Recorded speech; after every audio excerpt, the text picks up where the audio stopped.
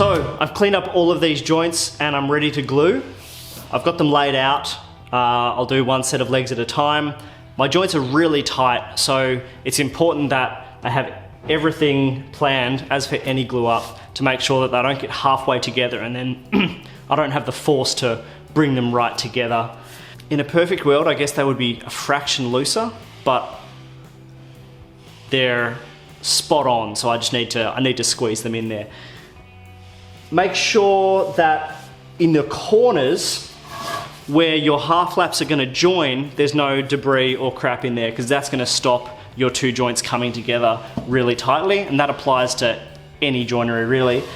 Something that you can do to help with that is on the corners that are going to sit into those really tight corners, so on the outer edges here, just sand off a really, really tiny chamfer, and that'll account for any dust or crap that might be in there. We obviously need the faces to be clamped together. That's fairly simple, but we also want to make sure that the joints, the half laps, are nice and tight in both directions. So you want to make sure you have clamps that can apply that sort of force as well. So in that case, I mean, in my situation, there'll need to be one clamp pushing the legs in this way and one clamp pushing this way, just for these two joins here.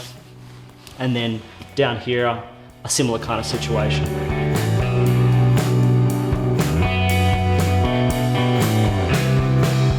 One last thing I want to mention is this is the top cross piece that actually has the additional support for the shoulder vise. Now, I've left that distance there from the outside of the leg to the end of the support piece at 240 millimeters. I've done that because I know the shoulder vise that I'm going to build actually sticks out by about 265 millimeters. That is just the distance that I have calculated that I want for the jaws and for the additional arm, the support arm, or actually the vise rear. You could cut that off at a later date if you are not confident of that distance, but I've done that first cut. This might get some additional shaping at some stage, but that's the bulk of it cut out. That's why this bit is longer. Also, make sure that it's facing the right direction when you clamp it up. I know that I want my shoulder vise here on my left because I'm right-handed, and I'll work the plane that way.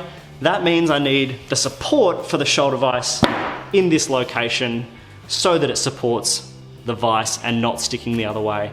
So have a think about all of that before you start gluing up. So we're ready to go.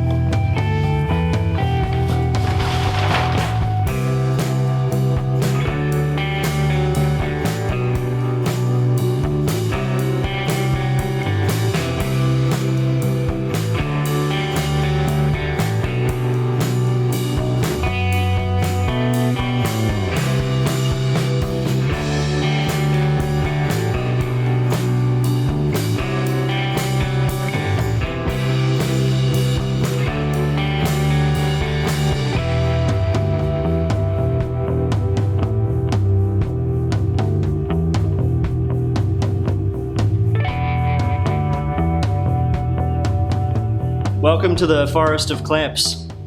I fit about as many as I can on here. Everything is lined up nicely and very tightly, and tomorrow I'll come and sand off any excess glue, and then I can start mounting the rails. But you know, these are looking great. I'm pretty excited to start getting it all put together.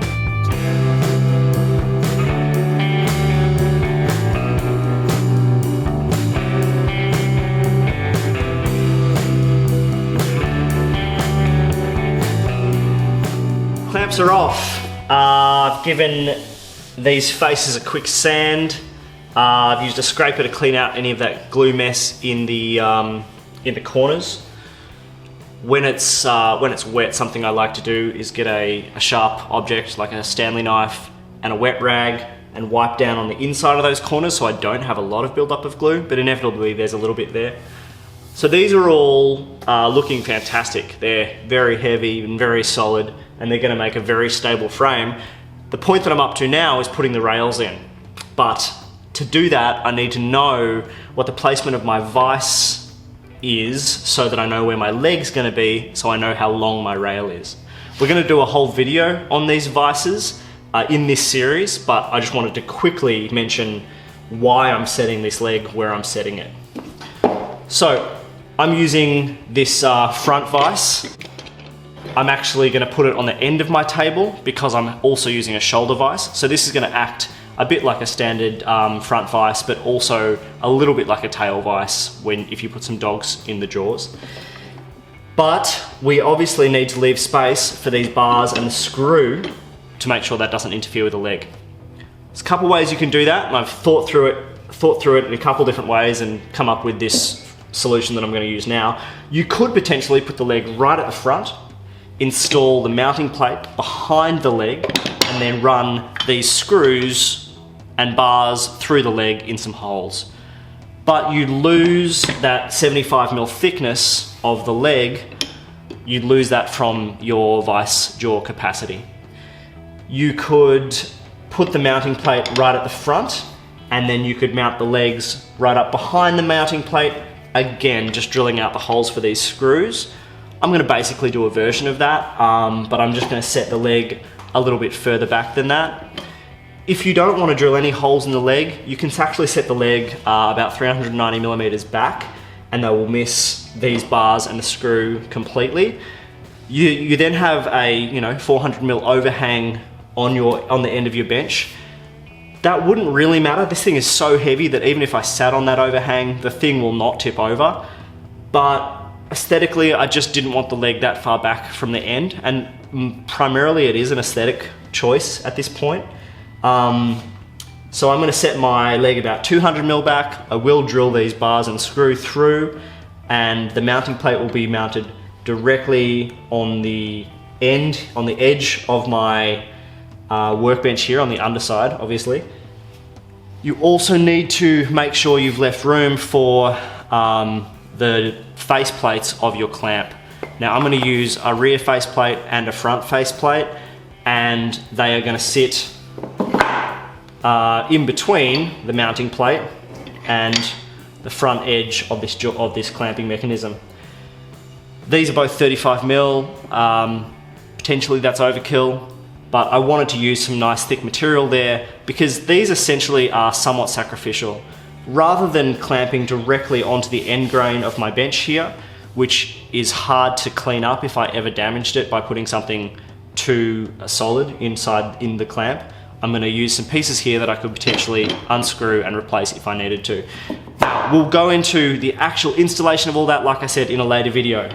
But what you need to know is that my legs are going to sit about 200mm back from the front edge, this end grain edge of the bench, and that allows me to determine the length of my rails. The other leg on the other end is going to sit flush with the end of the bench, and that allows the arm to hang out and support the shoulder vise. And from that, I've determined that the distance between the two internal faces on my legs is 1700mm. I'm going to make my legs 20mm longer than that because I'm actually going to rebate them in on each end. The reason I'm going to do that is we're using a large workbench bolt to go through the leg into the rail, but there's only one. So if you had just joined the rail, assuming this is our rail, onto our leg with one single bolt, there's a potential for it to pivot, a very unlikely potential because we're going to put a lot of tension on that, but still I'd prefer that wasn't a possibility. So by routing out a little space for the leg to go into by 10mm, it prevents any of that twisting happening. So to route that space out, I've just created a little template out of some scrap timber. The template fits my my rail exactly, and I'm going to use this template with a router bit with a bearing, and I'll show you that in a second. That will create my recess that's 10mm deep.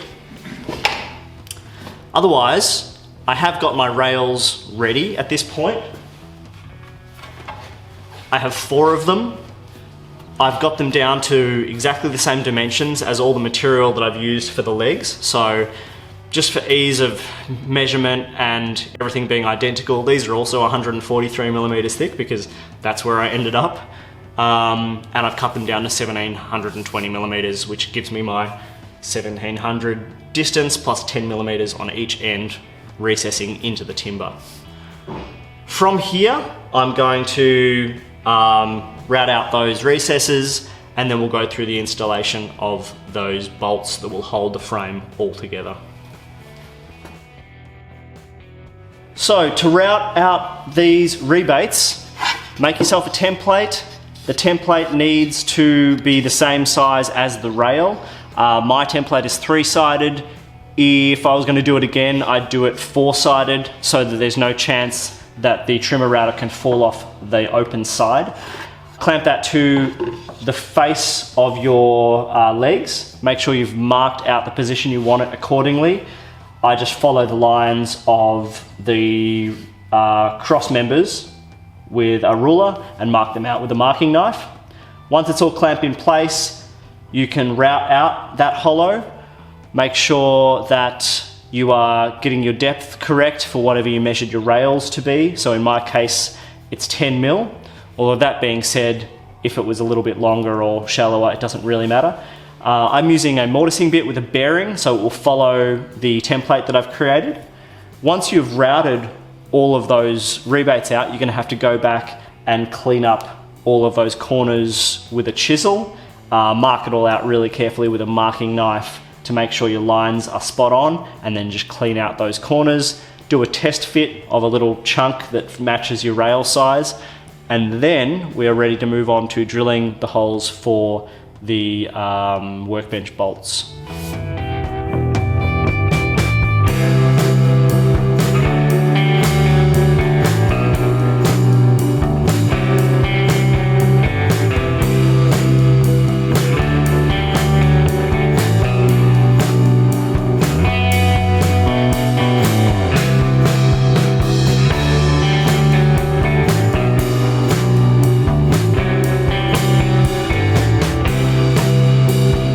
Once you've cleaned out those recesses, test fit your rails, make sure that all works, and we're going to move on to drilling and installing these workbench bolts.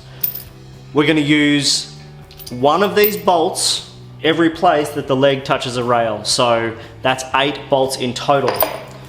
These bolts consist of one long 1/2 inch hex-headed bolt, big washer, and the most important bit, this big brass lug, which is a 25 millimeter cylinder. That gets embedded in the side of the rail. Vertically, it needs to be embedded centrally for the most strength. It can be embedded from the rear, so you don't have to see it, and the hole that it sits in does not have to be drilled all the way through to the face, so you will not see this. You will, however, see the head of this hex bolt and the washer, and that is going to be countersunk in to the face of the leg here.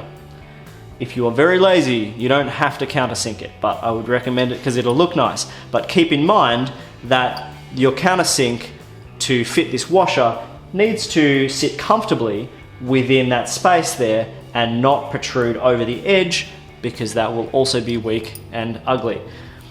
My washer is 28 mil. I'm going to keep the countersink really nice and tight, so I'm using a 28 mil Forstner bit to countersink that hole first. Then I'm going to use a 1/2 inch drill bit to drill through the leg. Once all of those holes are drilled, I'll bring the legs and the rails back together. I'm going to put them all together in location and clamp them together so they stay tight, and I'll use that same 1/2 inch bit to drill through the leg using the previous hole as a guide into the rail.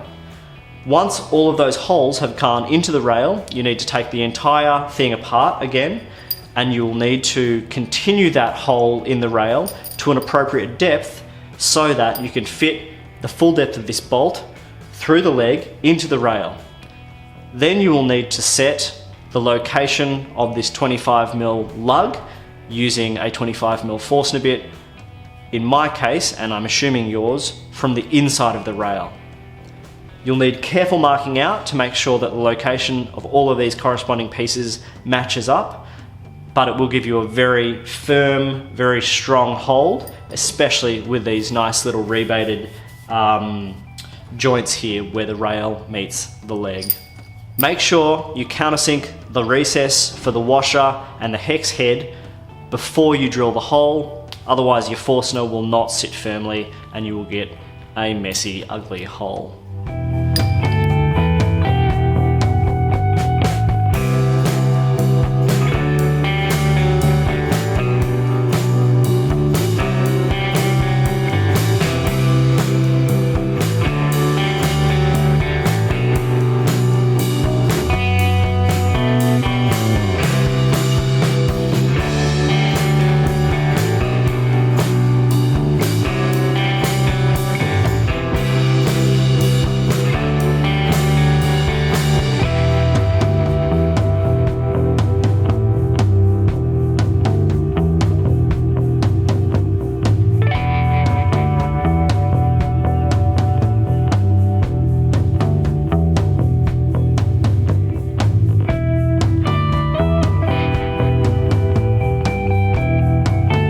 As you can see, the workbench is more or less assembled.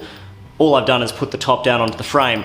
One thing I want to mention though, before we sign off on this section, is when I was talking about installing these bolts, I suggested to use a 25mm bit to drill the hole for the lugs and a 12.5mm drill bit to drill the hole for the bolts. Now technically, they do fit in that, but it's really tight and it's a really low tolerance. So that I ended up expanding to 26mm and up to 13mm. It'll make everything a lot easier. It's tricky to get all of these things perfectly lined up, and so you need that tolerance to make sure that they go in smoothly. And then I got a hand putting it all together. We've just rested the top on for now. And now we're gonna move on to building and installing the shoulder vise. So I'll see you there.